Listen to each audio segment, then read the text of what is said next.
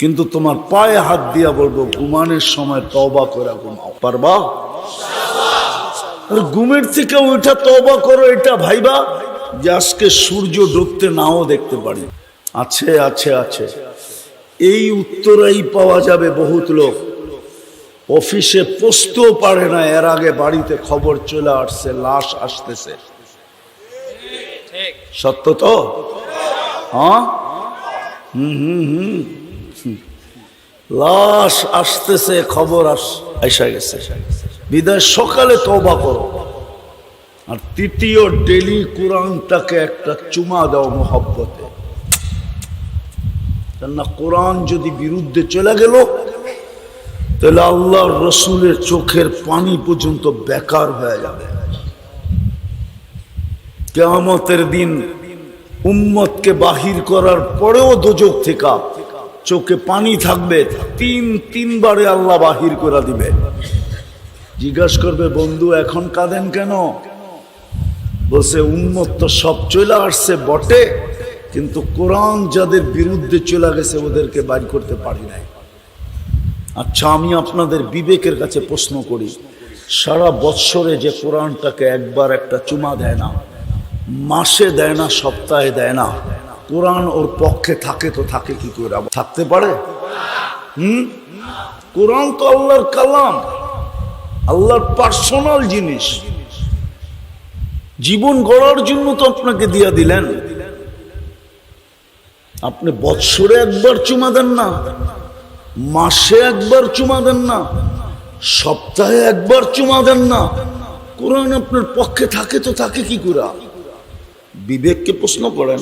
বিবেক যদি বলে তারপরও থাকবে, তাহলে বোঝা যাবে এটা বিবেক না।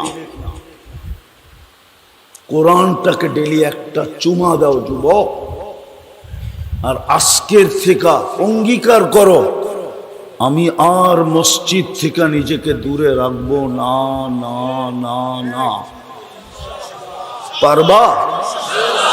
হ্যাঁ, না না না, অঙ্গীকার হইতে হবে। এরকম ইনশাল্লাহ বহুতবার এখানে বলা হয়েছে, কিন্তু আজকে কামের ইনশাল্লাহ হইতে হবে যে আমি মসজিদ থেকে আর নিজেকে দূরে রাখবো না। পারবো? হ্যাঁ, আল্লাহর ঘর কিন্তু বিরুদ্ধে চলে গেলে খবর আছে।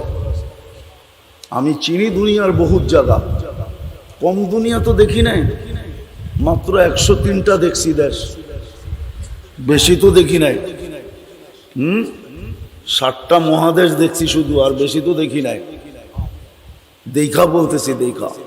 প্রথম সুনামির পরে 3 মাস পরে ইন্দোনেশিয়া গেছি, যেখানে সুনামি আসছিল, যুগ জাকার্তা। এই এয়ারপোর্ট থেকে আমার ফ্লাইট ছিল 8.5 ঘন্টা, 350 কিলোমিটার। আমি 2 চোখে দেখছি, একটা বাড়িও দাঁড়ানো ছিল না।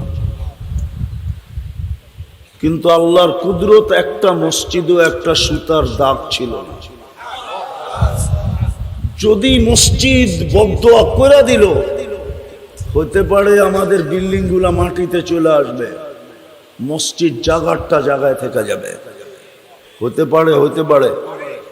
এই ডিসেম্বরের আগের ডিসেম্বরে তুর্কিতে এক রাত্রে 1.5 লক্ষ কবরে চলে গেছে। 1.5 লক্ষ। মাত্রা অতটুকুই ছিল যেটা 2013-তে 31st নাইটের পরের দিন 5টা 5 মিনিটে আমাদের ঢাকায় আসছিল 7.8।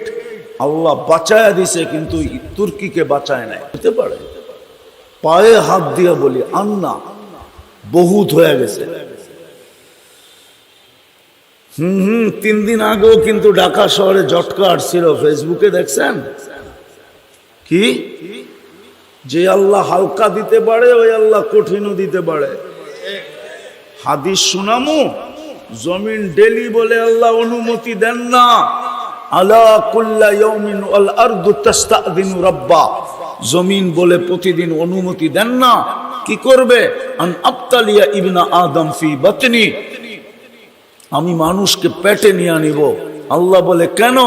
তো আমি যেটা বুঝাইতেছিলাম, জমিন এটাই বলে যে 24 ঘন্টা আপনি ফ্রি সার্ভিস দেন, 24 ঘন্টা আপনি বিরোধিতা করে, নাফরমানি করে, পেশাব করে মাইনা নেই, পায়খানা করে মাইনা নেই, 150 ফিট পর্যন্ত পাইলিং করে আমার বুকের ভিতরে মাইনা নেই।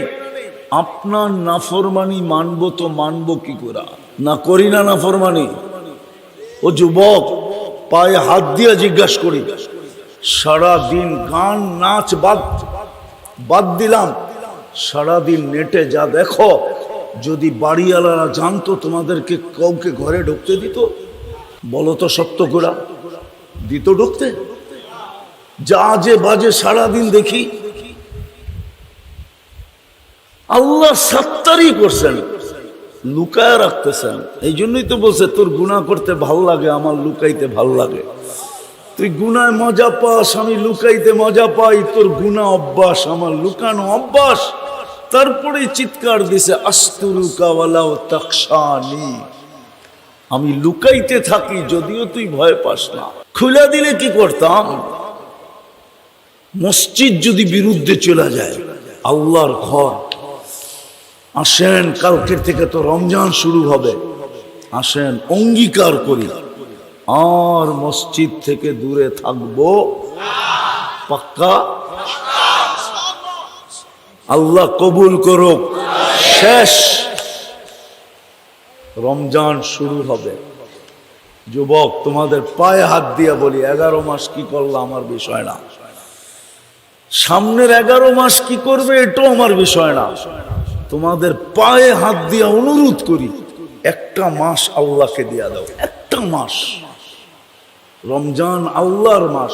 আল্লাহ আমাদের কাছ থেকে চাইছেন। যদি না চাইতেন তাহলে এই কথা বলতেন না, আস-সাওমু লি আনা আজজি বি, রোজা আমার জন্য, এটার বদলা আমি নিজে দিব। এটাই তো আমি কাঁদি, এইটাই তো আমি কাঁদি যে বাড়িওয়ালারা যত আছে সবাই বারাটিয়াকে বুক দিত। খবরদার, যদি রমজানে একদিনও ইফতারি কিনলি বা পাকাইলি, যদি বলে কেন, বসে আমার ঘরের থেকে ইফতারি আসবে, সাধ্য অনুযায়ী যা পারবো আমি ডেলি পাঠাবো। কেননা এক ডোক পানি দিয়া যখন জাহান্নাম থেকে মুক্তি পাওয়া যায়, আমি তোকে রোজার ইফতারি করাবো, আমি জাহান্নাম থেকে মুক্তি পেতে চাই। তাহলে কোনো বাড়িওয়ালা বারাটিয়াকে ইফতারি পাকাইতে দিত না। তাইলে তো সিন্ডিকেট প্রত্যেক মহল্লায় হইতো, বাজারে হইতো না সিন্ডিকেট। আজকে তো আমার বাজারে সিন্ডিকেট, খেজুরের বাজারে সিন্ডিকেট ভিন্ন, ছোলার বাজারে সিন্ডিকেট ভিন্ন, ডাবলির বাজারে সিন্ডিকেট ভিন্ন, তেলের বাজারে সিন্ডিকেট ভিন্ন, তারপরে কি চিনির বাজারে সিন্ডিকেট ভিন্ন। রোজা আসতে দেরি, সিন্ডিকেট হইতে দেরি হয় না। সিন্ডিকেট তো মহল্লায় মহল্লায় হইতো। বড় লোকরা মিলা বলতো, ভাই 10 জন মিলাই মহল্লা বুক, ইফতারি আমরা পাঠাবো, কেননা আমাদের জাহান্নাম থেকে মুক্তি প্রয়োজন। এক ডোক পানি দিয়ে যদি মুক্তি পাওয়া যায়, অথচ আজান যখন হবে, এই উত্তরানা সারা বাংলাদেশের যত রোড আছে, হাজারো মানুষ হাফায়া হাফায়া দৌড়াইতে থাকে। কেউ একটা পানির বোতলের জন্য দোকানের পাশে যায় দাঁড়ায়, অনেক সময় বেচতেও চায় না, কয় ইফতার করবো না পানি দিব। আমার জাতির তো এই অবস্থা, মনে হয় বুঝাইতে পারলাম না। তাইলে তো প্রত্যেক বাড়িওয়ালারা, দোতলাওয়ালারা 3 তালাকে বুক দিত, নিচতলা দোতলাকে বুক দিত, ইফতারি আমি পাকায় পাঠাবো।